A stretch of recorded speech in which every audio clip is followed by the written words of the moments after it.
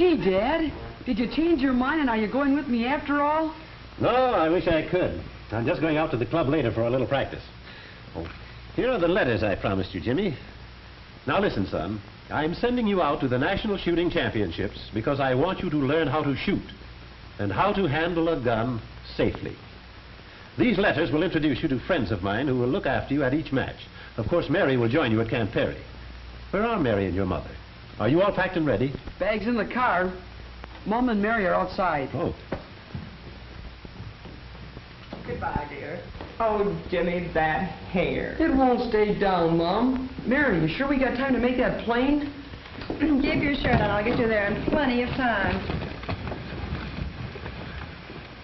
Now, Jimmy, do be careful and do exactly what your father's friends tell you to do. I will, Mom. Gee, Dad, I wish you could go, too. So do I, Jimmy, but I'll have to stay close to the hospital for a while. But we'll have some hunting together this fall. Swell.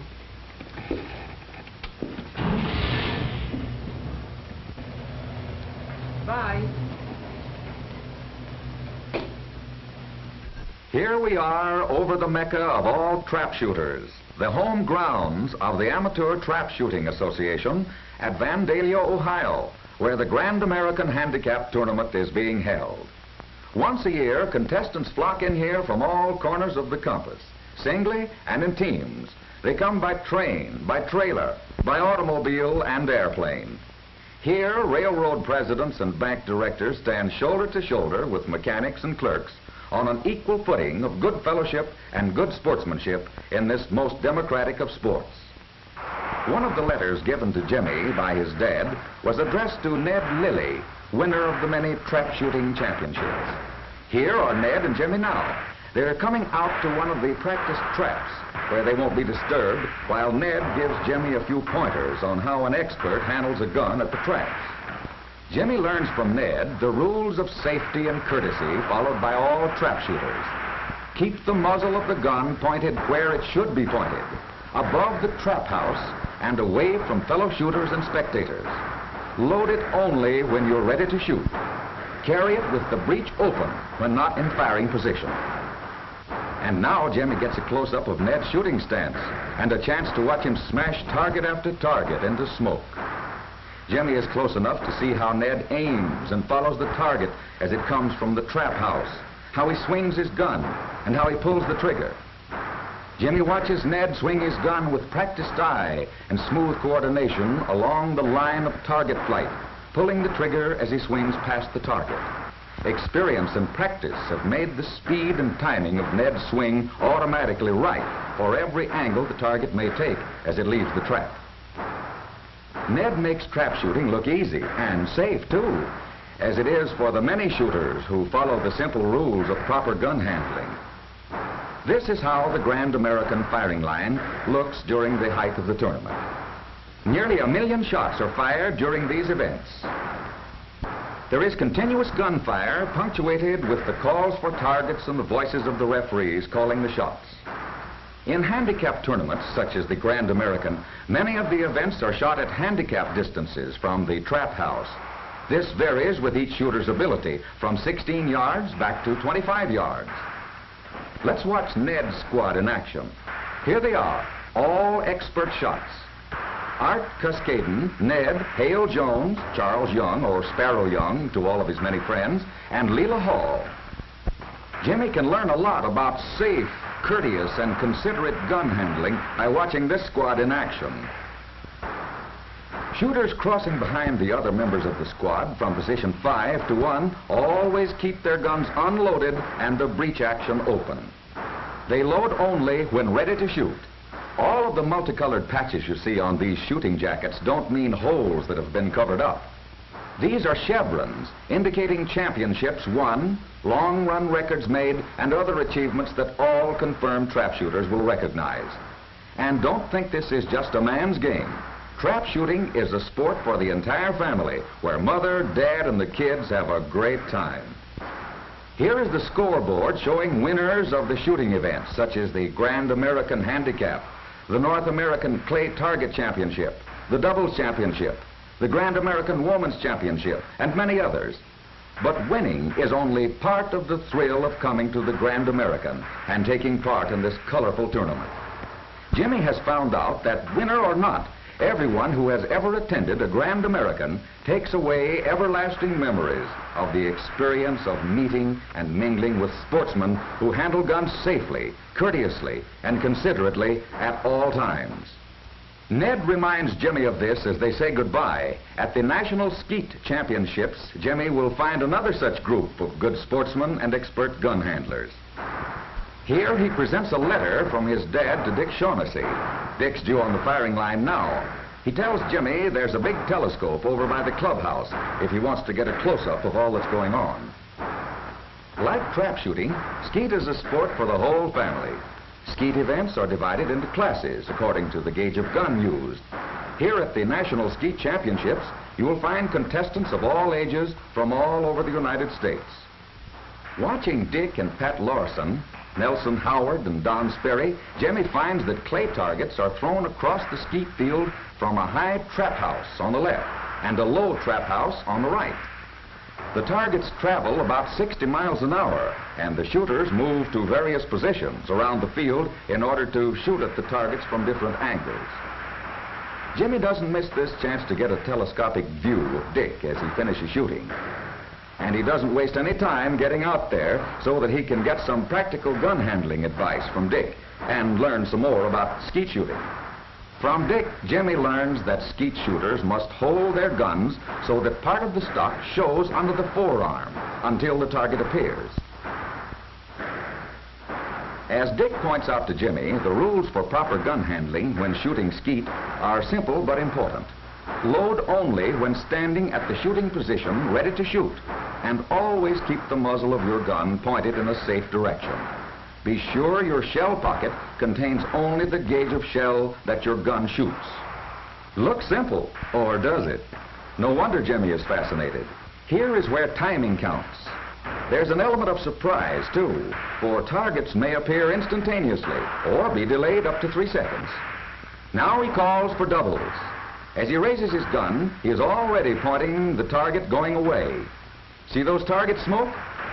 Notice how he follows through so that he is always leading the target, even after he's pulled the trigger.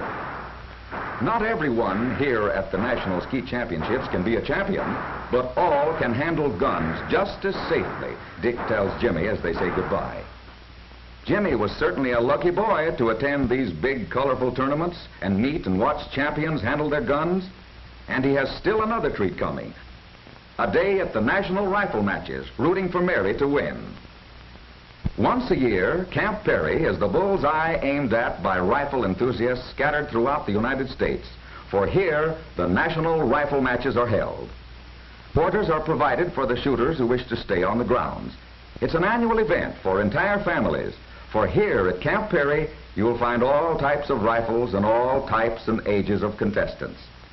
There are so many classes of competition, it would take more than one pair of eyes to see all that is happening during the matches. Schools are conducted by expert instructors to teach the contestants the proper and safe handling of rifles at all times.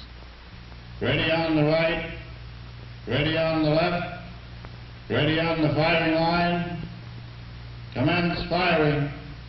All firing is controlled by the range officer, who gives the signal to commence or cease firing. All contestants are governed by these signals, and unless they're on the firing line and ready to fire at targets, their guns are kept unloaded with breech actions open. These are contestants taking part in the .30 caliber events, in which they shoot as individuals and as teams. They handle their guns carefully and safely, as experts always do.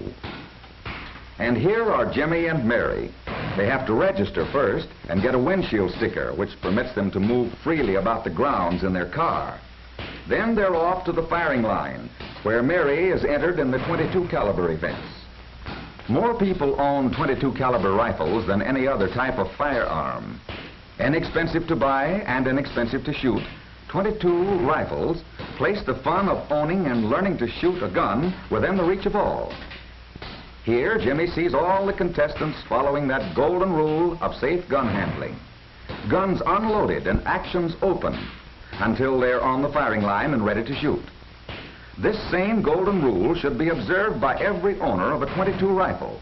Gun unloaded and action open when at home, in an automobile, or going to and from the shooting ground.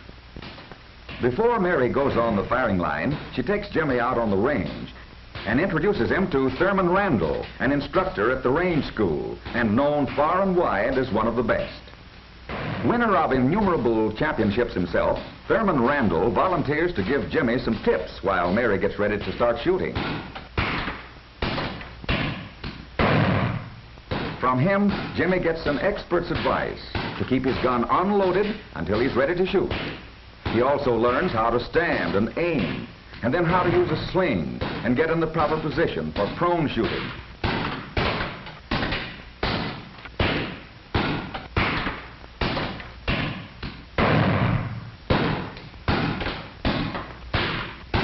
And how and when to load, how to sight, and how to squeeze the trigger while aiming.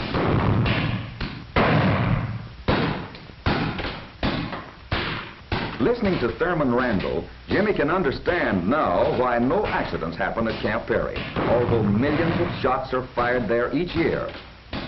And now he hurries off to find Mary, and does find her on the firing line in the small bore event she has her heart set on winning.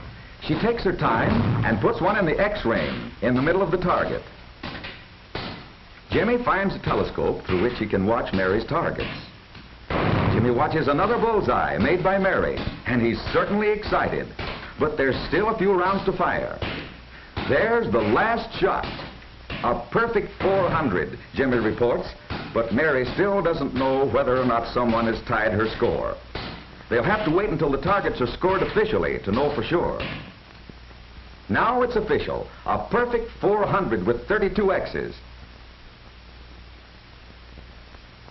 And here is the trophy Mary was shooting for, and gets. Jimmy is as happy as Mary is about their Camp Perry experiences. So it's goodbye to Camp Perry. Jimmy is headed for home now to prepare for that hunting trip he and his dad have planned. And here they are. Fred Armstrong is giving Jimmy some practice shooting at miniature targets.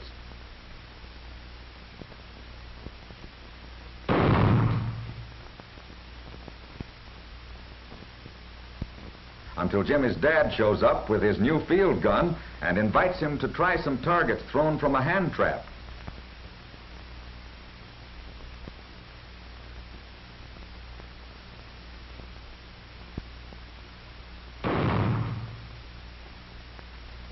Now they're off for a hunt in good pheasant cover.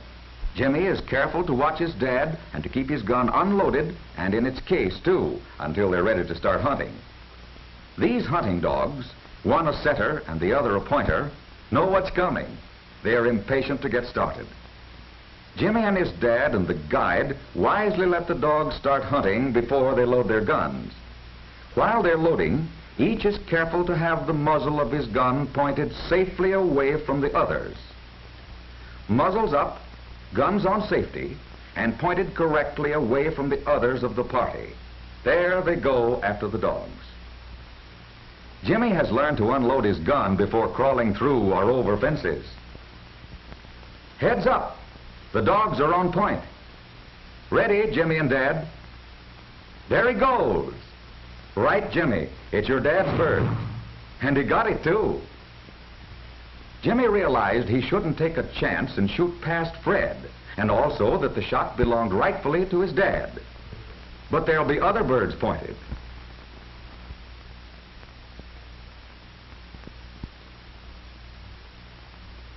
Here's an example of another courtesy of the field which Jimmy learns.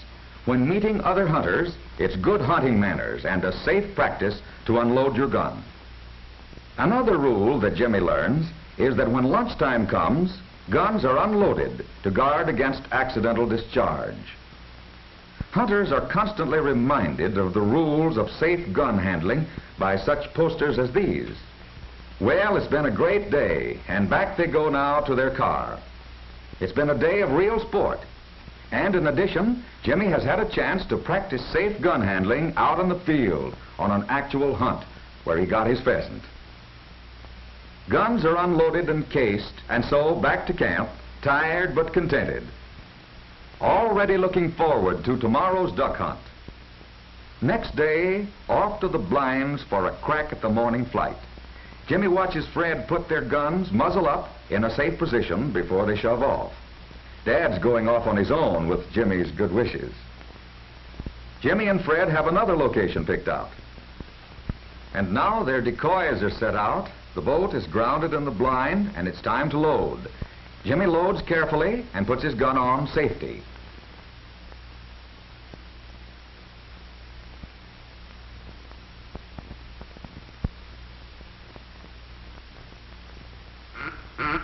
Ducks are flying, but they're all too high. While Fred tries to call them in, Jimmy remembers that shooting at high ones just spoils the sport for everyone shooting near him. But here come some. Jimmy waits, ready to shoot from a kneeling position as Fred calls them in. And now, Jimmy gets one. Jimmy's gun goes back on safety as Fred's big black Labrador Retriever goes out to bring in the bird. This is one of the biggest thrills Jimmy has ever experienced, and the Retriever looks like he was enjoying the hunt too. But all hunts have to end. Guns are unloaded before they go out to pick up their decoys.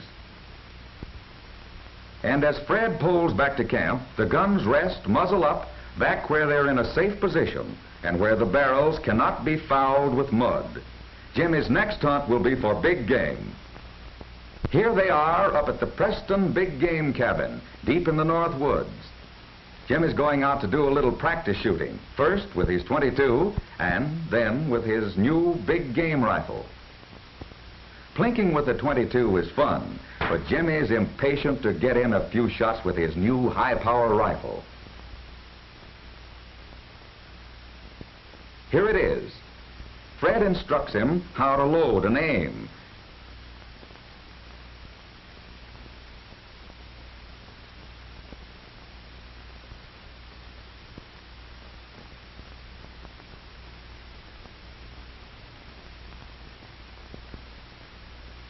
And there goes the target. Jimmy evidently hasn't forgotten what he learned at Camp Perry. They're off for a real hunt now. Jimmy learns that it's important to know how to load and unload a big game rifle quickly and safely, knowing at all times that the muzzle of his gun is pointed safely, and also that the cartridges are placed only in the magazine and not in the chamber until he's ready to shoot. Jimmy sees how muzzle conscious these men are, although there are no loads in the gun chambers. They are extremely careful every step they take to keep their guns pointed away from the other men on the trail. He is reminded that these safety posters are not just meaningless parts of the scenery. Jimmy reads the poster carefully. Back at the cabin, it looks as though someone is getting a telegram. The messenger boy is calling for Dr. Preston, and he must know it's important by the way he hurries up the trail. Back in the woods, the hunters separate. Jimmy and Fred take the trail across the river. And under Fred's watchful eyes, Jimmy takes no unnecessary chances as he crosses the slippery rocks. The guns are laid safely aside, muzzles up and pointed away. Then Fred helps Jimmy across. As they move along the trail, Fred tells Jimmy to watch carefully for signs of game. Look out, son. Those rocks are slippery. A sprained ankle. That's bad up here, even if he isn't lost and knows his way around the timber. Back on the trail, Fred and Jimmy find deer signs, the tracks of a big buck. Now it's time to load a cartridge into the chamber of his gun, Fred tells Jimmy, and then carefully put the safety lever in the safe position. Although he doesn't know it, the messenger is crawling along a deer trail right toward Jimmy. Fred recognizes this as a good spot for Jimmy to wait for a shot while he makes a circling drive to try and head off the big buck. And Jimmy is certainly eager for a chance to get his deer. His gun is ready. He's watching the thick underbrush for any sign of movement. He hears something. He sees movement and the flash of something gray.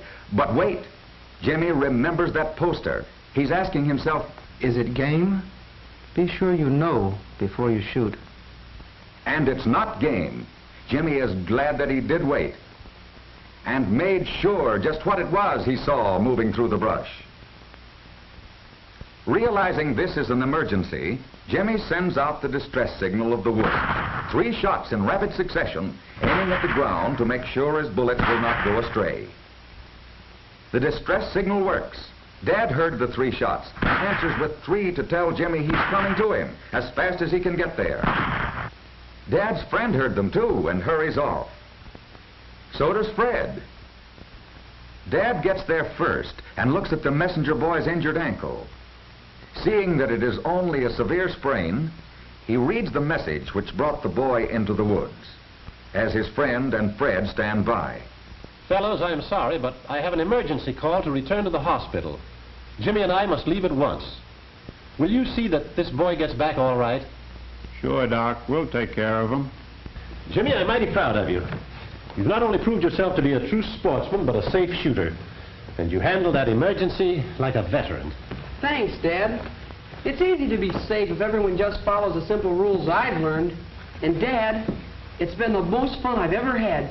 Next year, let's do it all over again. That's a date. Next year, we'll do it together. Swell. And next year, as always, Jimmy will remember the experience of meeting and mingling with sportsmen who handle guns safely, courteously, and considerately at all times.